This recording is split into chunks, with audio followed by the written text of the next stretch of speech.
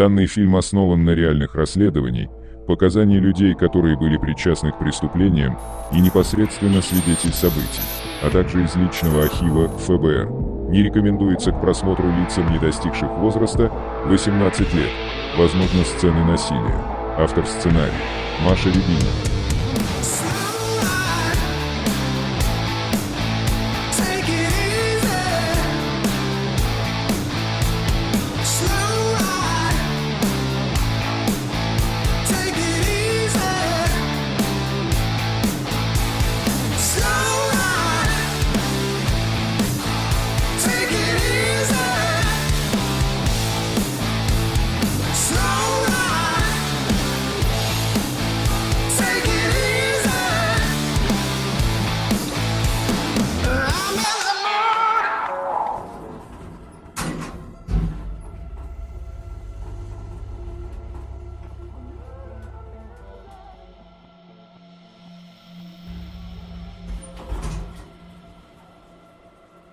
Приветствую, друзья! Мировая история знала немало примеров психопатов, серийных убийц, маньяков, да и просто больных ублюдков на всю голову. Но среди них был один примечательный персонаж, который полностью перемешал колоду карт и изменил правила игры. Когда на экранах кинотеатров стали активно выходить культовые фильмы тех лет, таких как «Психо», сериал «Разыскивается живым или мертвым» и куча других фильмов, которые положили начало целому жанру кинематографа и музыкальной индустрии. В этот самый момент в реальности разворачивался по-настоящему кровавый драматический триллер, в который сложно поверить поначалу. Чарльз Мэнсон, имя которое навсегда будет ассоциироваться с полнейшим ужасом и хаосом. Его боялись от местных правоохранительных органов до обычных людей. Кроме того, звезды первой величины даже нанимали себе дополнительную охрану, чтобы хоть немного обезопасить себя и своих близких. В этом фильме попытаемся разобраться, где та самая грань, которая отделяет психопата от обычного человека, и почему после ареста Мэнсона убийств стало еще больше, чем было до этого. Но ответим на самый главный вопрос: как ему удалось создать смертоносную секту в центре Голливуда. Участники секты так называемой семьи Мэнсона, состоявшей как минимум из 100 человек, которые убивали безнаказанно невинных жертв. Но сам Чарльз не был причастен к этим преступлениям лично, он лишь руководил участниками секты. Правдивая история о Чарльзе Мэнсоне и о том, как законы, которые признаны обезопасить нашу жизнь, перестали работать. Наверняка вы узнаете что-то новое для себя, но прежде чем мы начнем, поддержите видео лайком, мы все очень хорошо постарались. Титаническая работа была проделана, ролик обещает быть очень интересным. Меня зовут Маша Рябинина, рада вас всех видеть на своем канале. Сделайте попкорн и заварите чаек себе. Приятного просмотра! Лос-Анджелес, штат Калифорния, 1960 год, 9 лет до событий.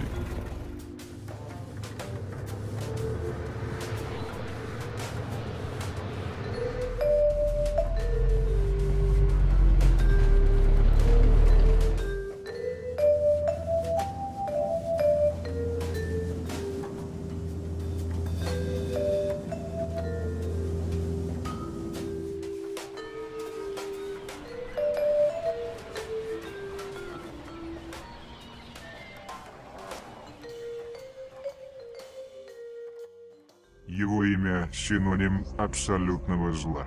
Его образ будет наши затаенные страхи, хотя никто не погиб от его руки. В 1969 году он собрал группу молодых американцев среднего класса и позвал их на пир убийц.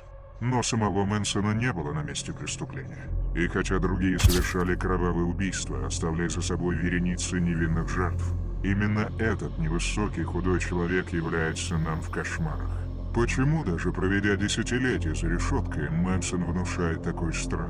9 августа 1969 года ужасное преступление потрясло Лос-Анджелес. Архивная видеосъемка Департамента полиции Лос-Анджелеса.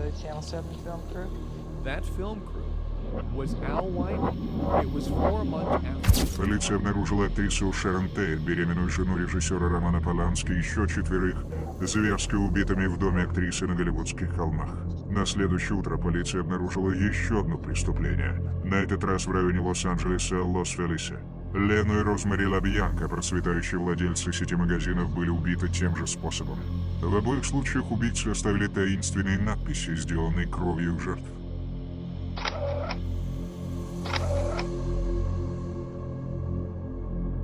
полиция не знала, что стало причиной чудовищной резни, но было ясно, что эти два преступления связаны.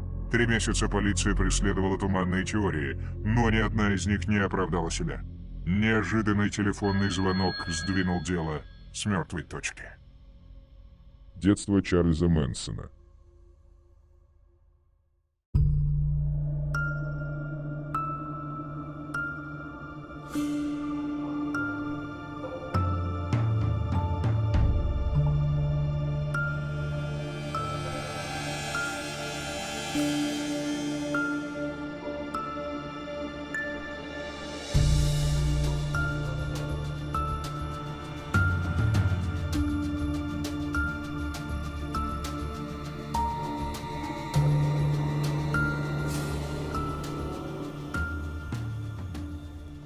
1934 год. Город Цинциннати, штат Огайо. Самое сердце американского Среднего Запада. Чарльз Мэнсон родился нежеланным ребенком 16-летней Кэтлин Мэнсон. Мать Чарльза никогда не была примером для подражания. На ее счету были разбойные нападения, наркотики, угон автомобиля и многочисленные пьянки с разборками. За свое детство она попала в места не столь отдаленные. Отца Чарльз никогда не видел, ходили разные слухи о том, кто был настоящим биологическим отцом ребенка. Но это осталось на уровне слухов. По одной из версий, отцом ребенка мог быть афроамериканец Уокер Скотт. Ребенок с самого детства чувствовал себя ненужным и отреченным. Это чувство преследовало его с самого детства, вплоть до его смерти. Все свое время он был предназначен только себе, в то время, когда его мать занималась своим разгульным образом жизни. Мать оставляла Чарльза на несколько дней, а то и недель, любому, кто соглашался присмотреть за ребенком, даже посторонним людям. Как-то раз она даже пыталась обменять сына на кружку пива у бармена в одном местном баре. Однако преступление все же было раскрыто полицией, и компанию малолетних преступников арестовали. В этой компании была также и Кэтлин Мэнсон. Мать Чарльза приговорили к 5 годам тюремного заключения, а самого мальчика отправили на воспитание к родственникам Макмэкон. Но и там юному Чарльзу жилось трудно. Его дядя постоянно отправлял в школу мальчика, нарядив девчачью одежду, что чрезвычайно забавляло мужчину, но не самого мальчика. В стенах школы Чарльз был замкнут в себе, запуган, нелюдим. Он практически ни с кем не общался из одноклассников и был очень стеснительным ребенком. В скором времени Кэтлин Мэнсон освобождают.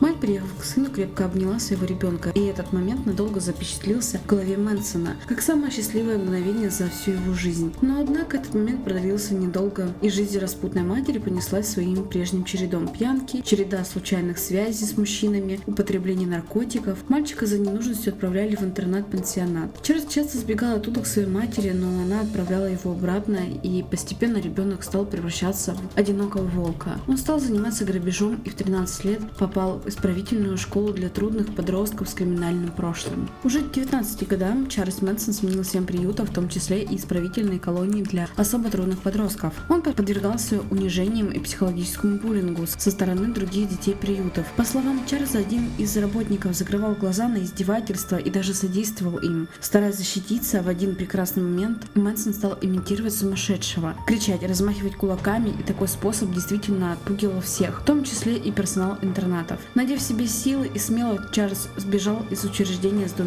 мальчиками. Позже он стал совершать вооруженные ограбления магазинов и угон автомобилей с целью перепродать на запчасти и немного подзаработать быстрых легких денег, как ему тогда казалось. К 25 годам Чарльз отсидел почти уже 10 лет за нарушение режима досрочного освобождения. На весь мир к тому моменту стала широко известна группа The Beatles. Чарльз вдохновился текстами самой группы и их музыкой. Это дало ему сильный толчок для своего творчества и взять в руки гитару и научиться играть как его кумиры. В тюремных стенах Чарльз брал уроки игры на гитаре у одного из заключенных, Элвина Карписа. Согласно записи из тюремного журнала, только в 1965 году им было написано около 80-90 текстов и полноценных музыкальных произведений. Одна из наиболее популярных его песен «Look at You Game Girl», баллада, которая повествует о безумной женщине. Несмотря на все обстоятельства, которые были позже, демо-версии песни все же добралась до конечного слушателя и тепло было воспринято музыкальным сообществом и критиками. Даже Guns N' Roses сделали кавер на эту песню в 1993 году с альбома The Spaghetti Incident.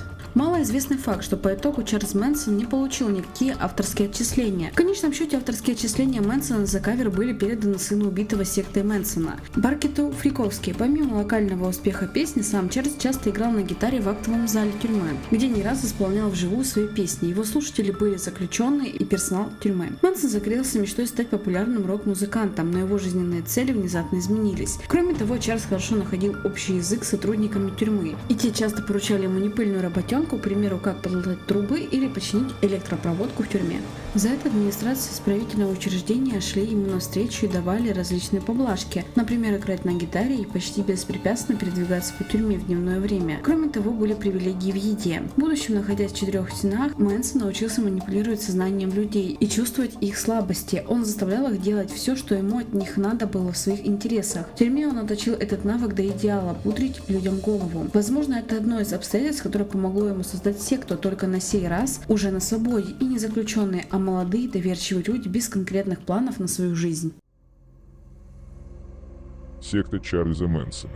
Сегодня полиция обнаружила 7 тел. In a scene described by one investigator as reminiscent of a weird religious rite. Окружной прокурор One of the отказался first давать officers предварительную оценку taken into происходящему. custody by officers was the home's 19-year-old caretaker. В августе 1969 года полиция Лос-Анджелеса обнаружила 2 чудовищных преступления.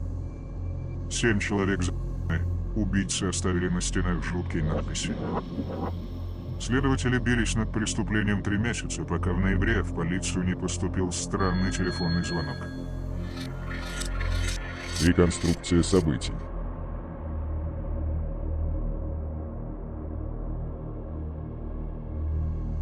Одна девушка признала себя виновной в убийствах. Расследовать дело поручили заместителю окружного прокурора Винсенту Буглазе. Сьюзен Аткинс, известный как Сэдди, был 21 год. Ее выгнали из университета, она состояла на учете в полиции за угон машины. Она призналась, что является частью группы, которая совершила эти убийства. Она сказала, что это был первый шаг всемирной расовой войне под названием «Хелтер-Скелтер», которая приведет к концу света. И члены семьи Мэнсона будут руководить теми, кто останется в живых. Она шокировала Буглазе тем, что сразу выдала других участников. Все они были белыми подростками среднего класса, живущими как хиппи в пустыне неподалеку от Лос-Анджелеса. Помимо Аткинс в группу входили Текс Уотсон, бывший студент и звезда спорта, Лесли Ван Хаутен, в прошлом королева красоты одного из колледжей, и Патриция Кренвинкл. Но, несмотря на признание Аткинс, Буглазе был убежден, что за этим стоит кто-то еще. Сьюзен Аткинс указала Буглазе на лидера, которому они были преданы без оглядки. Его имя — Чарльз Мэнсон. Но как и зачем этот профессиональный преступник заставил молодых парней и девушек убивать? После выхода из тюрьмы Мэнсон направляется в Сан-Франциско. Одинокий, без денег и почти без друзей, он начинает общаться с молодыми хиппи. Он использует наркотики вроде ЛСД, чтобы легче управлять их сознанием, и уговаривает их следовать за ним к так называемой лучшей жизни. Он выбирал тех, кто легче поддавался влиянию. К августу 1968-го группа последователей Чарли насчитывала около 20 мужчин и женщин, которые жили вместе с ним на заброшенных съемочных площадках неподалеку от Лос-Анджелеса. Мэнсон использовал наркотики, меняющие сознание, и секс, чтобы сделать своих последователей более податливыми. Он методично разрушал их собственное «я». Мэнсон предпочитал иметь дело с белыми подростками среднего класса, легко поддающимися чужому влиянию. К лету 1969 года Мэнсон вместе со своими последователями перебрался на заброшенное ранчо в калифорнийской пустыне. В секту вошли около 2 десятков подростков из средних семей. Мэнсон так умело направлял то, что психологи называют групповым мышлением, что превратил обычных детей в убежденных слушателей культа. В ночь на 8 августа 1969 года он отправил на убийство самых преданных своих учеников — Сьюзен Аткинс, Патрицию Кренвинкл и Текса Уотсона. Мэнсон дал Тексу пистолет и приказал оставить какие-нибудь мистические следы. В эти выходные полиция обнаружила 7 трупов. Когда месяц спустя убийцы были пойманы, вся Америка ужаснулась, узнав, что это были мирные хиппи.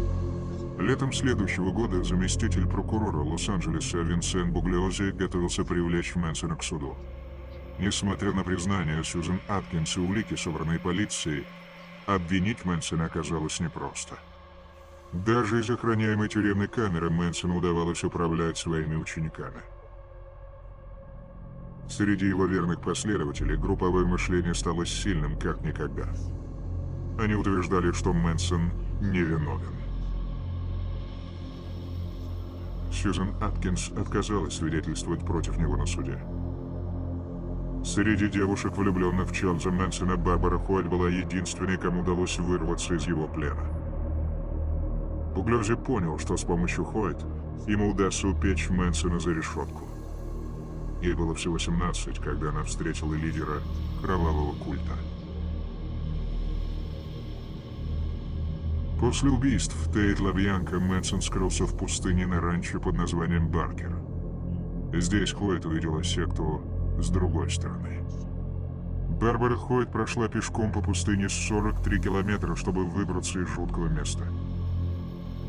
Через пару недель Мэнсон и другие убийцы были арестованы. Для Пуглиози свидетельские показания Хойт стали главным доказательством. Но Мэнсон все еще сохранял нерушимый контроль над семьей. Члены секты пригрозили Хойт смертью и приказали ей бежать на Гавайи. После свидетельств Хойт Мэнсон был обречен. Из тюрьмы он приказывает своим ученикам настаивать на его невиновности и демонстрировать свою преданность перед всеми. Все способы продемонстрировать преданность хороши для семьи Мэнсона. 25 января 1971 года Чарльз Мэнсон был признан виновным в убийстве, но он только улыбался.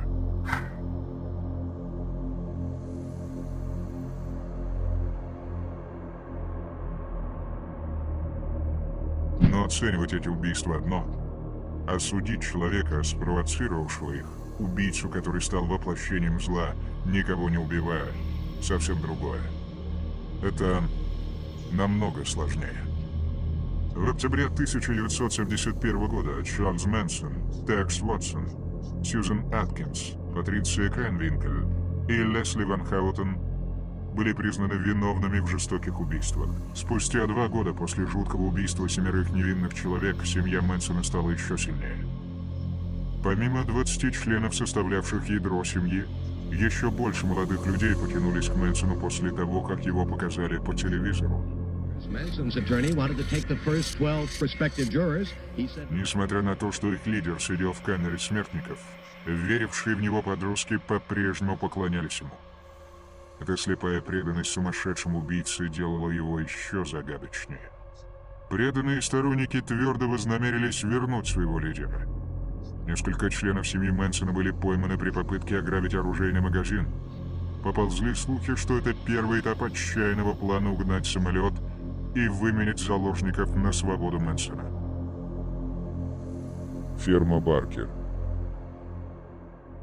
После ареста Мэнсона стало известно еще о нескольких случаях нападения с трагичным финалом. Полиция на тот момент еще не подозревала, с чем имеет дело и какой масштаб событий разворачивается. На ранчо Баркер, в котором жила секта, так или иначе случались убийства ранее, еще задолго до случая на Голливудских холмах Сиэлла Драйв. Мэнсон и другие даже убивали своих же участников секты, а тела хоронили прямо на территории ранчо. Кроме того, полиция узнала, что секту крышевали местные байкеры из одного клуба. Мотоциклисты также давали им оружие и транспорт, в том числе пикапы и мини-трейлеры, где большинство из участников и жили. Владелец ранчо Джордж Пан позволял им жить на своем ранчо, поскольку Мэнсон снабжал пожилого мужчину многочисленным сексом и запрещенными веществами, а тот в свою очередь закрывал глаза на беспредел, который происходил на его ранчо. Но у полиции и ФБР остались вопросы, на которые предстояло ответить. Например, откуда у секты появились деньги, причем приличные суммы фигурировали в деле, хотя никто из них не работал официально на работе, более того, некоторым участникам секты не было и 18 лет. И как им так долго удавалось быть в тени и незаметными,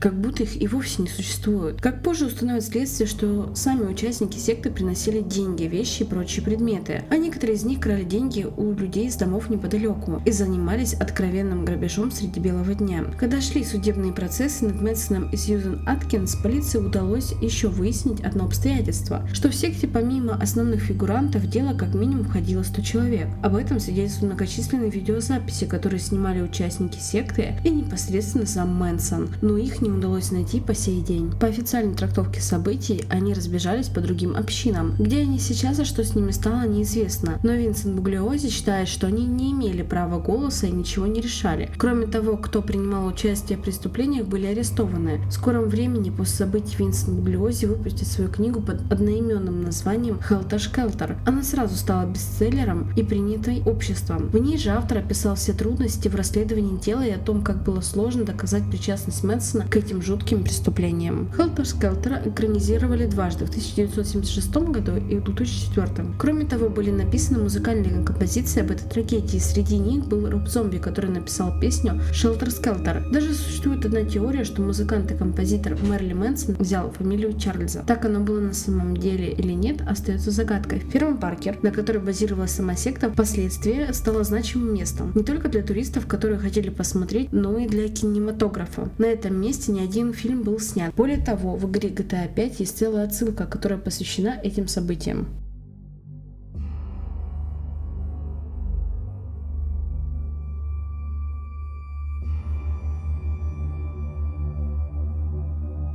Что стало с участниками секты?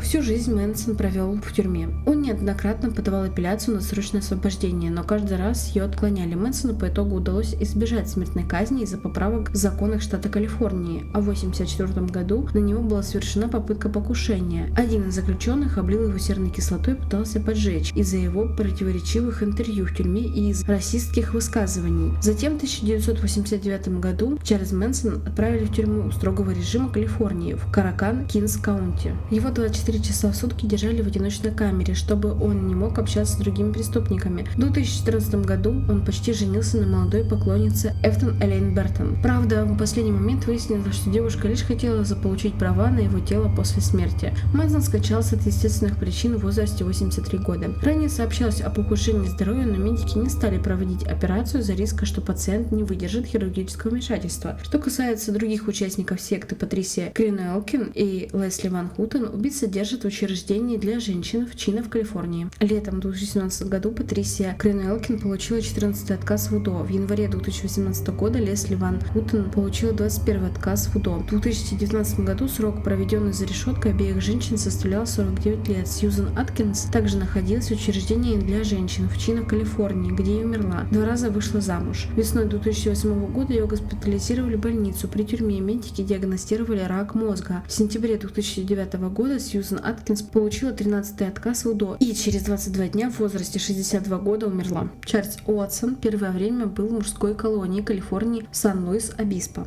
Но в 1993 году его перевели в Мьюл-Крик в Ионе и в текущий момент является студентом-капелланом. Он был женат на Кристине Джоан Сведж. Женщина его бросила и воспитывает 4 детей. В 2016 году ему 17 раз отказали в УДО. Брюс Дэвис сейчас содержится в мужской колонии Калифорнии в Сан-Луис-Обиспо. Успел получить докторскую степень по философии. В 2010 году его хотели выпустить по УДО, но Арнольд Шварценеггер принял решение об отмене его и оставить в тюрьме. Стив Гроган помогал полиции искать останки Дональда Ши, фермера, который предположительно убила секта Мэнсона и расчленила. Стива освободили по УДО в 1985 году. Что с ним сейчас и где он, неизвестно.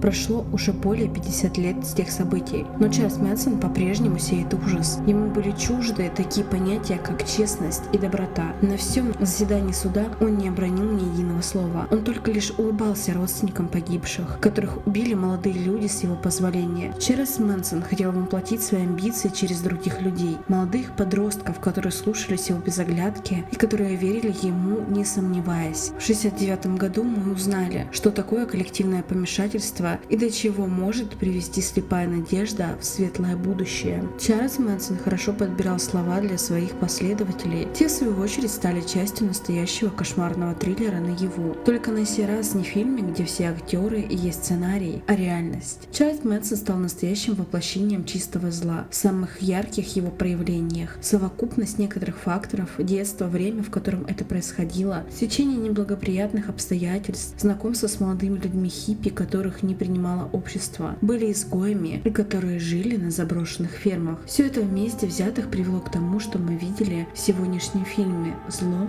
порождает зло. Несмотря на смерть Мэнсона, его имя еще не раз будет всплывать на всеобщее обозрение. Но хочется верить, что подобного больше не повторится, не найдется подобного кровожадного сумасшедшего диктатора, который почувствует себя вершителем судеб и самим правосудием. Но это уже совсем другая история. С вами была Мария, берегите себя, друзья, еще увидимся. Также не забудьте подписаться в мою классную группу. Все полезные ссылки есть в описании под видео.